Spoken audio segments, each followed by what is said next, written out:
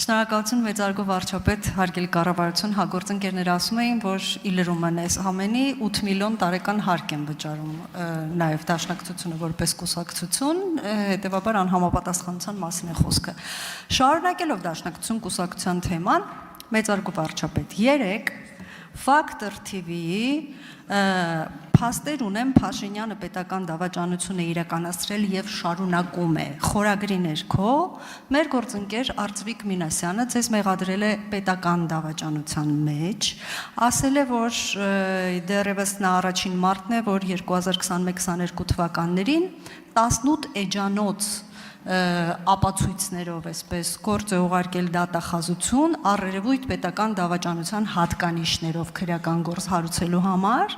եւ ասել է, որ բնականաբար չի քննարկվում այդ ամենը, որովհետեւ իրավապահ մարմինները այդ բոլորը վախենում են, պատկանում են մեր իշխանությանը եւ այլն եւ այլն։ Ես այս ամենը Գիտեք, շատ հաճախ մտածում եմ արդյոք արժի այս ամեն ինչը պարզաբանել թե ոչ, բայց քանի որ հիբրիդային պատերազմի շրջանակներում ոչ միայն եթերում, այլև հասարակության տարբեր խավերի հետ քննարկումներում անընդհատ թեզեր են այսպես տարածվում եւ մենք չենք պարզաբանում, դրանք ի վերջո որոշակի վախ եւ տհաճ զգացողություններ են առաջացնում Հայաստանի Հանրապետության քաղաքացիների մոտ։ Ես կխնդրեի, որպեսզի հնարավորության դեպքում, եթե հարկ կհամարեք, պարոն Մինասյանի այս հայտարարությանը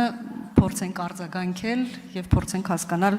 ինչպես կարելի է նաեւ պայքարել մեր դեմ հիբրիդային պատերազմ սկսած այսպես ասած ընդդիմության դեմ։ Շնորհակալություն։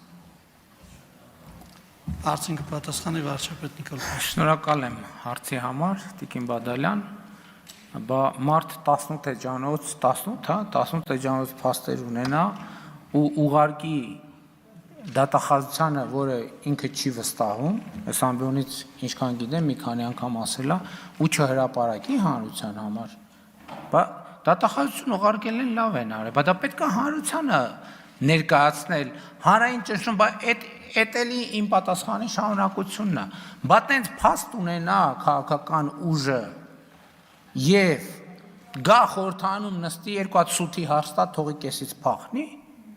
Հիմա իրանք պետք է բան անեն, եթե դա հասկանում եք օբյեկտիվ իրականություն, եթե իրանք այդպիսի փաստ կա եւ ապացույց կա, եւ հիմա իրանք իրանք բոլոր 74 գույքը չեն վաճառել, որպեսզի այդ ներդնեն հայրենիքի փրկության մեջ, ուրեմն իրանք դավաճան են։ Հիմա իրանք գնում են իրանք տաներում քնում են, գալիս են ստեղ, ինչքան էլ նեղվեք, գնում են մի երկու սութի հարցել, բանում են տալիս, եվրոպական, չգիտեմ, հարթակներում են տալիս, բա մարդ այդքան, բա հրապարակ, բա ժողովրդի բանը հրապարակեն, եթե տենց բան լինի ժողովուրդը կարա հանգիստ քնի, չի կարա, բայց իրանք բա ինչով են զբաղված, բա թող հրապարակեն եւ եթե դատախազություն ուղարկել է տենց բան, թող հրապարակի, որի արդյունքում քրեական օրենսգրքում ուրիշ հոդված էլ կա, սուտ մատնության մասին էլ հոդված կա, թող հրապարակեն, ես ճիշտն ասած չգիտեի որ տենց բան կա, ես ինքս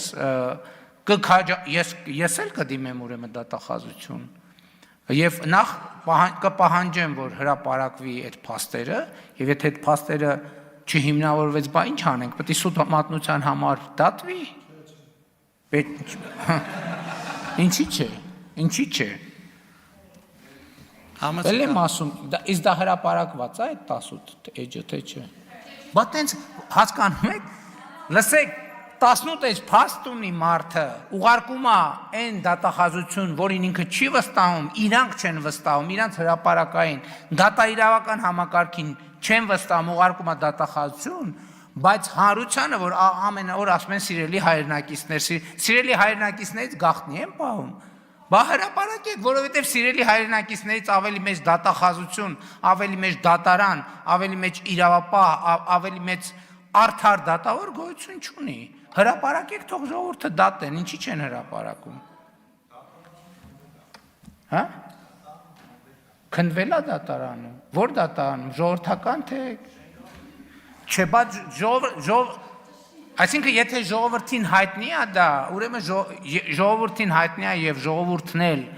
երբ միջազգային ընտրություններից առաջ է քննվել թե հետո։ Դե ինչ ասեմ։ Արձագանք ունեք համեցեք։ Հա, իդեպ մոռացա ասել, հիմա ասեմ, որ հենց Արծվիկ Մինասյանը այդ նույն հարցազրույցում, իդեպ 3 է ընդամենը տեղի ունեցել այդ հարցազրույցը, ասում է, որ դուք իրավունք չունեք քողարկելու ձեր գործողությունները եւ դուք ինքներդ պիտի դիմեիք իրավապահ մարմիններին եւ հորդորեիք քննել ձեզ։ Ես հիմա դիմում եմ։ Դուք ասացիք, այո, հենց նոր դուք դիմեցիք, որովհետեւ քանի դեռ դուք դա չեք անում, դավաճանությունը օր-օրի ավելի այսպես շատանում է։ Պարոն վարչապետ, իհարկե մենք բոլորս հասկանում ենք եւ ես հուսով եմ, որ Հայաստանի Հանրապետության քաղաքացին եւս հասկանում է այս ամբողջ մանիպուլատիվ գործողությունները, որտեղ նույն տարբերակով իրենք նույն հարցազրույցներում եւ ամբիոնից ասում են, որ 004 բարբերականը իրենց դաշնակցության շրջաբերականը ներողություն դաշնակցություն կուսակցության սիվիկի պատվալներում է ստեղծվել, խեղաթյուրվել է եւ այլն։ Ես միանալով ձեզ կխնդրեի, որպեսի դա եւս հրապարակեին, որպեսի ժողովուրդը հասկանար, որ որևէ բան կամ խեղաթյուրված է կամ խեղաթյուրված չէ։ Այսինքն գաղտնի պահել ամեն ինչ եւ մանիպուլացնել ժողովրդին, սա մի իրավիճակ է, որը հիբրիդային պատերազմի շրջանակներում կուլմինացիային հասնելու է 2026 թվականին եւ մենք բոլորս պիտի պատրաստ լինենք։ Բայց շատ կարճ հարց եմ ուզում մի հատ էլ տալ, եթե թույլ կտաք, շատ կարճ։ Խնդրում եմ 1 րոպե։ Չէ, 1 րոպե չէ կարճ։ Ուրեմն 3 ԵԽԽՎ նիստում, երբ օգտագործվեց Զանգեզուրի միջանցք արտահայտությունը, կրկին հանրության մեջ 2 թեզ է պտտվում, որ պատվիրատուն մի հատվածը կարծում է, որ Ադրբեջանն է, եւ մի հատվածը կարծում է, որ մեր ընդդիմության խորհրդարանական կամ արտախորհրդարանական նույնիսկ անուններ են հնչում, որ կապի մեջ են տվյալ պատգամավորի հետ եւ համենայն դեպս նրանց ցանկությամբ է Զանգեզուրի միջանցքի վերաբերյալ այդ ամբողջ հարցը հնչել եւ նաեւ որոշակի դիտարկումներ արվել։ Ես ուզում եմ խնդրել ձեզ մեր հասարակությանը կամ կոչով դիմել կամ բացատրել, ինչպես կարող ենք մենք պաշտպանվել այս կեղծ թեզերից եւ նաեւ այս կեղծ մանիպուլատիվ դավադրական գործողություններից, որոնք որ վնասում են Հայաստանի Հանրապետությանը։ Շնորհակալություն։ Առաջինը, գիտեք, ես ուզում եմ վերադառնամ 2020 եւ 2021 թիվ։ 2021 թվին ես հրաժարական եմ տվել, մենք բոլորս հրաժարական ենք տվել, եւ 2021 թվին ես գնացել եմ նախընտրական արշավների, ասել եմ հետեւյալը, ի հեճուկս շատ կողմնակիցներ շատ դժգոհ էին, որ ես այդպես եմ ասում, բայց ես այդպես եմ ասում։ Ասում եմ, եթե ժողովուրդը որոշի, որ ես պետքա գնդակահարության պատի տակ կանգնեմ, ես խոնարհաբար կկանգնեմ։ Այդ որ ասում են դատ, ամենաարդար դատավորը դատել է, ամենաարդար դատավորը ժողովուրդը դատել է, եւ ամենաարդար դատավորը էլի է դատելու։ Ես դրանում ոչ մի կասկած չունեմ, որ անդադ ասում են հիբրիդային, չգիտեմ, հարձակում եւ այլն, կներեք, ես այդ ամեն ինչին անլուրջ եմ վերաբերվում, որովհետեւ մեր դեմ ավելի ուժեղ հիբրիդային հարձակում, որ մեր դեմ եղել է 2020-21 թվին, տենց հիբրիդային հարձակում ուղղակի հնարավոր չի։ Սկսած պապիս դարձրել էին բանի, երկրորդ համաշխարհային պատերազմի դավաճան։ Պատկերացնում եք, պապիս միջազգայինորեն ոչ միայն Հայաստանում, տենց կամպանիա են արել, որ իմ պապը երկրորդ համաշխարհային պատերազմում բանա նացիստների հետ համագործակցել է, դավաճանա, էսա, այնա։ Ավելի մեծ հիբրիդային բան հնարավոր չի անել։ Այն ինչ որ առաջիկայում լինելու է կամ այսօր կա, դա ընդամենը տենց բան է, հիբրիդայինի դեսերտ է, որը մեզ ընդհանրապես քաղաքականության մեջ կա մի երկու բան, կա գաղափար, համոզմունք եւ երկխոսություն։ Եղավ այդ երկխոսությունը, ով ամբողջ աշխարհն է կանգնի, ոչ մի հարց չի կարողանալու լուծել։ Այս առաջինը։ Երկրորդի մասով ել եմ ասում, որն է իմ ընկալումը։ Մանավանդ միջազգային անցյալներում ելույթներից հետո իմ ընկալումը այն է, երբ որ Ադրբեջանը ասում է Զանգեզուրի միջանցք, իրանք նկատի ունեն Հորադիս Զանգելան ճանապարհը։ Ուզում են ասեն Զանգեզուրի միջանցք, թող ասեն Զանգեզուրի միջանցք։ Ես ասում եմ Հայաստանի Հանրապետությունում չկա տենց բան եւ կարող եմ ապացուցել ոչ միայն իմ, այլև Ադրբեջանի նախագահի ստորագրությամբ։ Հորադիս Զանգելան ճանապարհ, Զանգելանի միջանցք։ Զանգեզուրի միջանցք։ Հա կարող են ասեն դա միջանցք է, որը տանում է դեպի Զանգեզուր։ Okay, ասում են, թող ասեն։ Բայց Հայաստանի մասին չի դա։ Հայաստանի մասին չի։ Հետևաբար ես որ ասում եք ոնց ինչ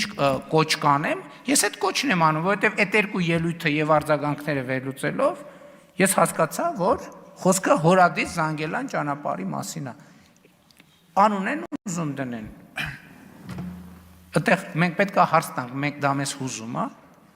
1000 ներողություն կարող է որոշեն անուն դնեն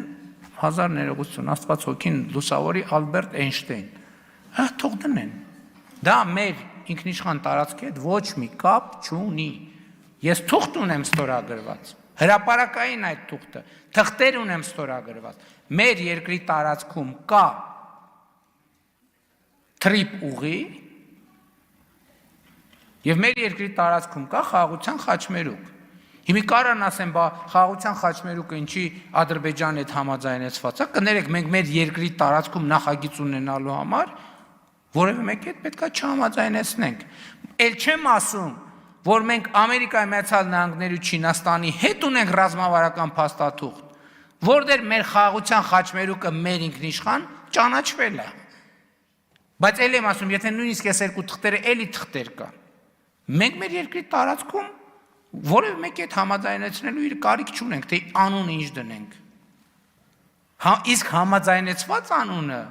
Թրիպ ուղին է, Թրամփի ուղի, հանուն միջազգային խաղաղության եւ բարեկեցության։ Հիմա այս բոլոր բաներից, ելույթներից, քննարկումներից, ամեն ինչից հետո ասում եմ,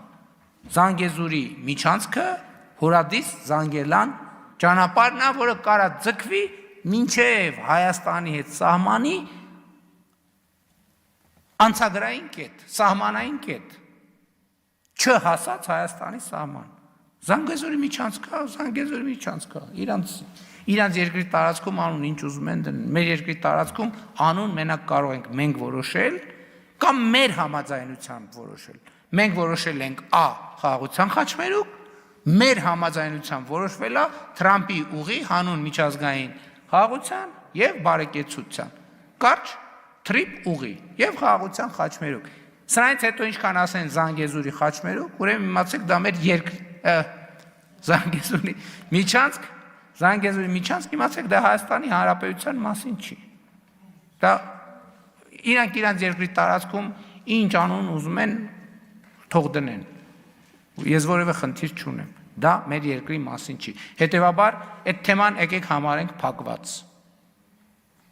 Ոնց որ մարդիկ ասում են, որ ասում են Բաքու, մենք նեղվում ենք դրանից, չենք նեղվում։ Նույնիսկ Զանգեզուրի խաչմերուկ են ասում, Հորադիս Զանգելան երկար է, ասում են Զանգեզուրի միջանցք, թող ասեն Զանգեզուրի միջանցք։ Մենք խնդիր չունենք։ Շնորհակալություն։